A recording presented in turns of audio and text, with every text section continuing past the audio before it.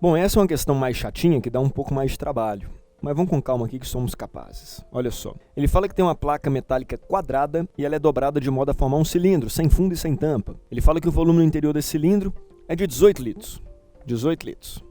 Depois de aumentar a temperatura 40 graus Celsius, a placa ela dilata e aumenta a sua área em 72 milímetros quadrados. Ele pede para você considerar π igual a 3. Π. Saiu errado aí, né? Não é P, não. Π. Π igual a 3. E ele pergunta qual é o coeficiente de dilatação linear dessa placa. Então vamos com calma. Primeira coisa que eu vou fazer é, se a chapa ela é quadrada, vamos falar que ela tem um tamanho inicial L0, L0. Ela é uma chapa quadrada. Um outro detalhe na questão, não sei se já perceberam, mas as unidades elas são unidades ruins para a gente trabalhar, né? Nós temos o volume em litros, e a área, a dilatação que ele vai nos dar em área, em milímetro quadrado. Já vou mexer nessas unidades de uma vez. 18 litros. 18 litros. Como é que eu faço essa conversão? Bom, nós sabemos que 18 litros correspondem a 18 decímetros. Vamos para o cálculo do volume desse cilindro. O volume de um cilindro, lembrando, o volume de um cilindro, V, é dado pela área da base vezes a altura, H. Nesse problema, o que vem a ser a área da base? Olha só, a área da base, não sei se você reparou aqui, seria um círculozinho, né? Que na verdade é vazado, tá? Esse círculozinho, ele tem um determinado raio, mas nós podemos verificar que se eu dobro essa chapa quadrada, né, para fazer o cilindro, essa extensão aqui, ó, que eu estou marcando, ela seria o perímetro desse círculo. Tudo bem? Visualize aí.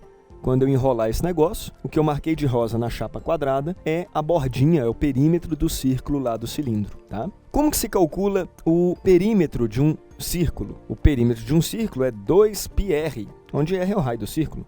E isso tem que valer, então, o meu L0. Afinal de contas, é o tamanho da minha chapa quadrada.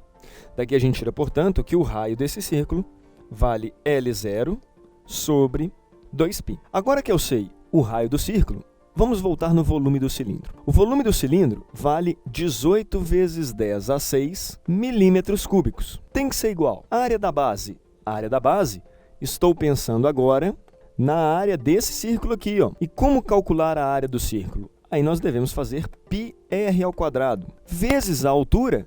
Entretanto, repare que a altura do meu cilindro é justamente o outro lado ali do meu quadrado, então vale L0 também. Ótimo! Substituindo o raio na equação, ficamos com 18 vezes 10 a 6 é igual a π vezes o raio, que é L0 sobre 2π ao quadrado, vezes L0. Ou seja, 18 vezes 10 a 6 é igual a π vezes L0 ao quadrado sobre 4π ao quadrado vezes L0. Podemos cortar o π aqui com esse quadrado. Ficamos então com L0 ao cubo é igual, passa esse 4π para lá multiplicando, considerando o π igual a 3, 4 vezes 3, 12. Então ficaremos com 12 vezes 18. 12 vezes 18 que nos dá 216 vezes 10 a 6. Tirando a raiz cúbica disso, chegamos que o tamanho inicial da chapa, então, quadrada, é igual a 6 vezes 10 a 2, então, portanto, 600 milímetros. Esse é o tamanho da chapa, tá? Mas não é isso que a questão quer. A questão está querendo saber o coeficiente de dilatação linear dessa chapa. Aí agora faremos o seguinte. Eu sei que para uma variação de 40 graus Celsius, a chapa esquentou, ela dilatou 72 milímetros quadrados. Pensando em dilatação superficial, vou apagar aqui nesse cantinho, nós podemos falar o seguinte, ΔA, a mudança em área, é igual à área inicial da chapa, vezes beta, vezes ΔT, onde beta é o coeficiente de dilatação superficial. Dilatação em área vale 72 milímetros quadrados, é igual à área inicial. Bom, a área inicial é 600 vezes 600, né? É a área do quadrado. Então, 600 ao quadrado, vezes beta, vezes ΔT, que é 40. Ficamos, então, que beta é igual a 5 vezes 10 a menos 6 graus Celsius a menos 1. Mas cuidado com a pegadinha.